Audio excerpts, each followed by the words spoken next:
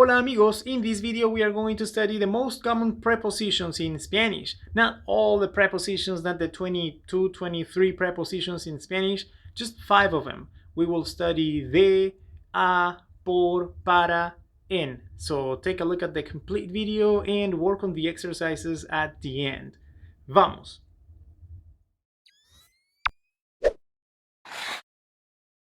So, preposiciones comunes en español, common prepositions in Spanish. Like I said, we have 23 prepositions in Spanish, but we don't need all of them right now. We will go over the 5 most common prepositions in Spanish, and we need to learn something even more important at this point.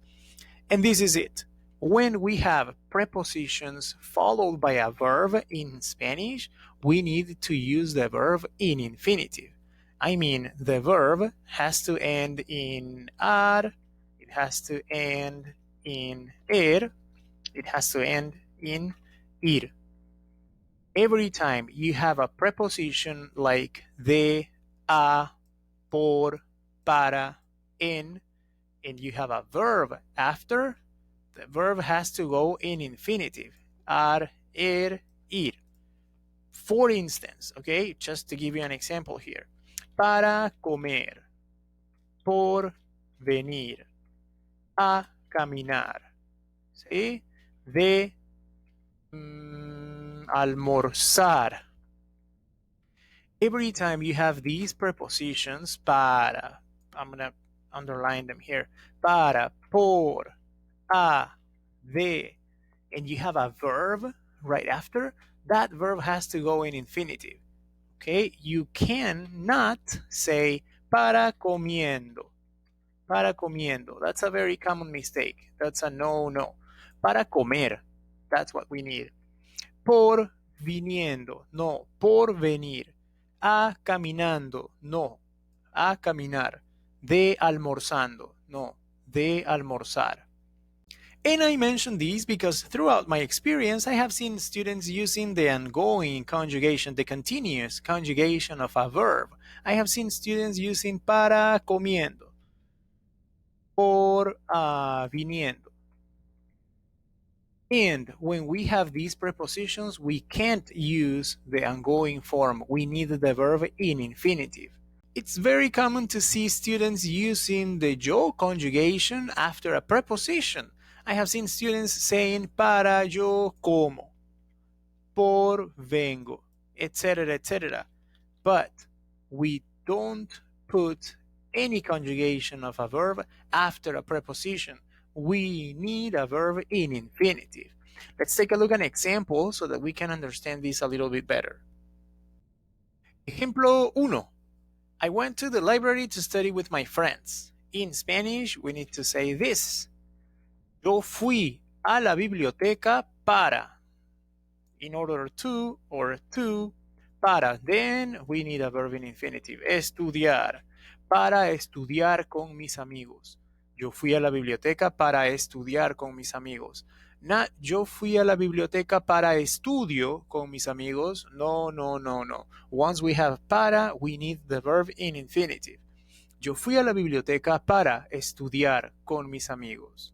Not para yo estudio or para estudiando con mis amigos.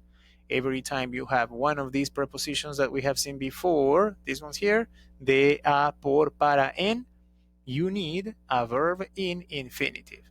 Entonces, yo fui a la biblioteca para estudiar con mis amigos. Ejemplo 2. Jose needs to wake up every day at 6 a.m. to take his dog outside. Jose needs to wake up every day at 6 a.m. to take his dog outside. Let me move my head from here to here, maybe. Yep. So, this is how it goes. Jose necesita despertarse. Jose necesita despertarse. Remember, this is something very important too. Remember that every time you have two verbs, you need a verb in infinitive. Necesita, the first one conjugated, the first verb conjugated. The second verb has to go in infinitive. Despertarse, to wake up, is a reflexive verb. Therefore, the infinitive version of despertar will take the se at the end. despertarse. José necesita despertarse, we will say, todos los días a las 6 a.m. In order to, para llevar su perro afuera. Para llevar a su perro afuera, because su perro is a persona, we need the personal a there. So we have José necesita despertarse todos los días a las 6 a.m., a las 6 de la mañana, para llevar a su perro afuera. This is the key here, the key point. Para, preposition, then infinitive after that. Para llevar. Not para lleva, not para llevando, para llevar a su perro afuera. Let's take a look at one more example and then I will give you some exercises here, okay? Ejemplo 3. Vamos. Before going to my office, I go to the gym. Before going to my office, I go to the gym. This is how it goes. Antes de. Antes de. De is one of the prepositions that we have on this list here. Therefore, the next verb that we need here has to go in infinitive. We can't use any other conjugation. We need to put a verb in infinitive.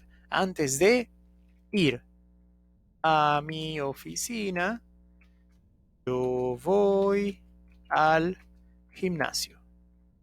Antes de ir a mi oficina, yo voy al gimnasio. Antes de, preposition, next verb in infinitive, ir. Okay? We won't say antes de yo voy. No. Infinitive. After a preposition like de, we need a verb in infinitive. So now, the example number 4 is going to be for you.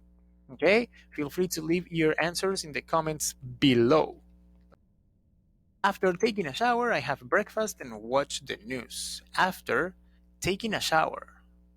To take a shower, okay, is a reflexive verb in Spanish.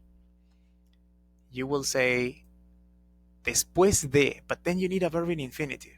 Okay, you can't use taking literally. And then you need to have breakfast, conjugated for yo, I have breakfast and watch the news. How would that go in Spanish? Let me know again in the comments below. Okay, I'll take a look at that and let you know my feedback. Now I will give you the example number 5, but then the example number 6 is going to be for you again. Okay, let's take a look at this one here. Thank you very much for helping me. Thank you very much for helping me. How can we say that in Spanish? We will say muchas gracias por. Muchas gracias por. If we have por, which is one of the prepositions that we have seen in the list before, right here, let me show you, por, okay? If we have por, then the next verb has to go in infinitive. Muchas gracias por, to help, ayudar. Muchas gracias por ayudar, helping me. Gracias por ayudarme, boom. We won't say muchas gracias por ayudándome. No, muchas gracias por me ayudas. Tampoco, okay? Not that. Muchas gracias por ayudarme. Now I will give you the example number 6. How would you say thank you very much for watching this video? Thank you very much for watching this video! Exclamation mark. Let me know in the comments below again, okay? Yes, I will take a look at that and let you know my feedback. Thank you very much for watching this video. Don't forget to click on the thumbs up if you like this video and subscribe to our channel. Also, don't forget to practice your Spanish. If you don't practice, nothing's gonna happen. Okay? Remember, consistency is key. Yo soy Giancarlo y yo apruebo este mensaje. Chao.